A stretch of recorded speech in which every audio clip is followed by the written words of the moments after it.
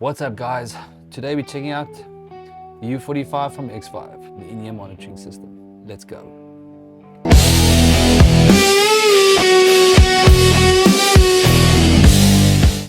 So as it happens, I was recently endorsed by Xvive and they sent me the U45 IEM monitoring system of theirs, which is very cool. This little thing's power, I won't lie. This is the receiver, obviously it clips onto you. You can see the decent clip, not that plastic crap you see on others, or that little wire thing that always breaks off. This is the transmitter. Fits directly into your output, XLR, and goes. Two of them won't fit next to each other, so get one of those extended XLR cables and pop that in there, pop that in there, and then you can have as many as you want. A thing to remember with this, when you're listening to your DJing or whatever, put it on aux, and that will drop the dBs by 10 dBs. But for in-ear monitoring, switch it to line, and that will give you an extra 4 dBs of gain in your ears. Pros and cons. Let's start with the cons. This thing does not like a lot of volume, a hot signal from the desk. So once you've set it down to line, I would recommend you put this thing halfway, the volume over here. Put it halfway until the signal gets a bit rough. Tell the sound engineer bring it down, and set it how you want it. This is your channels. You've got 6 channels and it's got a scan function.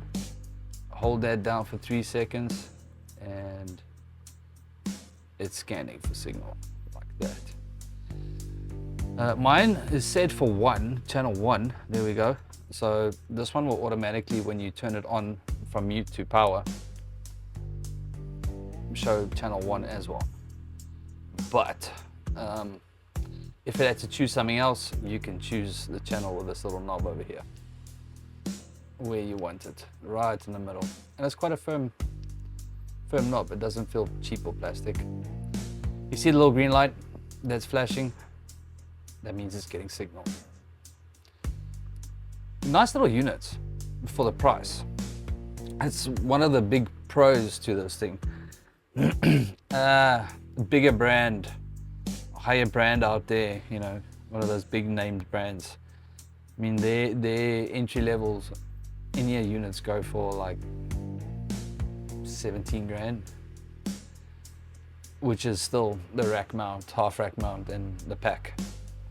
And you normally get shitty little earbuds with it, where you still have to go buy earbuds to complement the service it needs to give you. But this one, without in-ears, the earbuds, this one is sitting at 4,149 Rand. You can get 3 of these for the price of 1 of the other. So that's a pro. That's definitely a pro. It's built quite solid out of steel.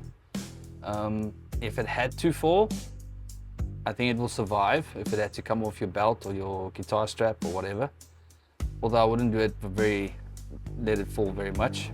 Try to secure that thing down. I normally use insulation tape just to clear that lock down. Even though this is quite tight, I still use the insulation tape. Call me old school, but yeah, it works. The bandwidth of this, the old ones and the other bigger branded ones and everything are all running on 2.4 gigahertz bandwidth. So that's equivalent to your cell phone signal. So that is so congested. I mean, who does not have a cell phone? May it be a small one to the latest smartphone. Everyone's got a cell phone these days, even kids. So that signal, that bandwidth is so congested at the moment that even my bigger branded one that I have and I've been using for years, at some venues just doesn't work. And you need to then use a wedge blaring at you from the floor. Which is okay, I guess, if it's a big open stage, but in a club, or in a venue, no, you want in-ears in a venue. So 5.8 gigahertz bandwidth, that's as good as a modem internet bandwidth. So it's not as congested as cell phones and stuff, but so there's still space for these to cruise around for a while. Distance, this is what I dig about these things. Normally if you have the half rack mount, it's either got to sit by the desk or it's got to sit on the side of the stage. And most distances, even for those ones and these ones, are 100 meters apart from transmitter to receiver. Nice thing about this one is we've got wedges on stage anyways. Just unplug the wedge, put in your XLR cable there, put this next to your pedal board, or mount this to your pedal board. That's what I'm looking at doing with the external XLR input. Plug it into there. So this is always with you, and no interference line of sight for the transmitter to receiver, which ultimately is what you want because that's going to give you the better signal. I've done 4 rehearsals with this unit and 1 show, and had them through all the rehearsals and the show, had it right next to me on the pedal board, and worked like a charm. I think these kind of products get bad reps because 1, it's the name brand, 2 is the price. There's that stigma where, oh my word, it looks cheap, or the price is cheaper than so and so and so and so, so it must be crap. I cannot stress it even more that that thinking is a load of crap. These things are potent. I mean, you could even have 1 transmitter and feed 3 to 4 of these off 1 transmitter. Okay, you're all going to be listening to the same mix, but your band has got in-ears. You know, if you're a touring muso, you don't have time to carry bags and bags of stuff with you on an airplane because there's also weight constrictions and luggage constrictions and everything like that. Plus, you know, what's easier to have this on your pedal board? Your pedal board's going with you either way, whether you're a guitarist or bassist. A drummer, perfect for drumming.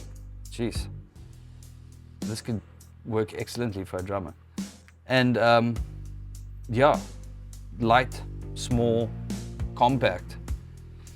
So yeah, one of the cons I think of these things is the guitar wireless systems, like this one, comes in this hard, like nylon casing. You've all seen these before, these kind of cases. This one doesn't.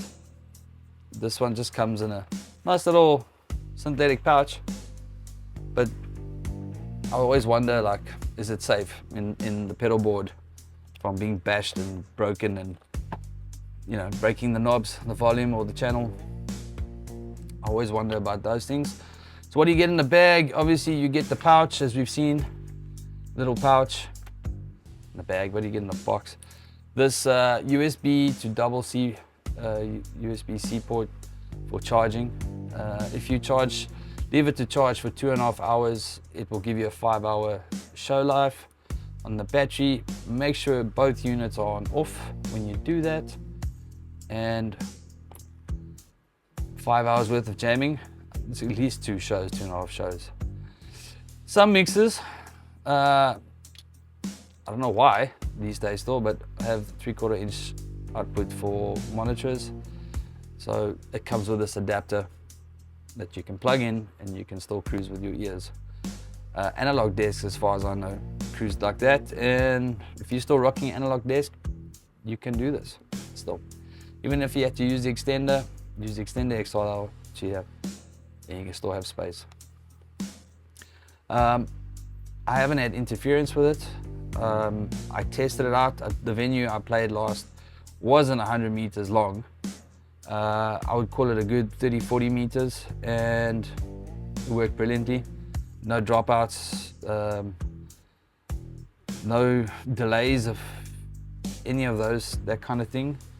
And yeah, I would suggest this to even the pros out there that are name branded to the gills. This will work. this will definitely work. Do a flipping good job. And yeah. Anyways, guys, it's the U45 from Xvive. Thanks for watching. Catch you guys soon. Ciao.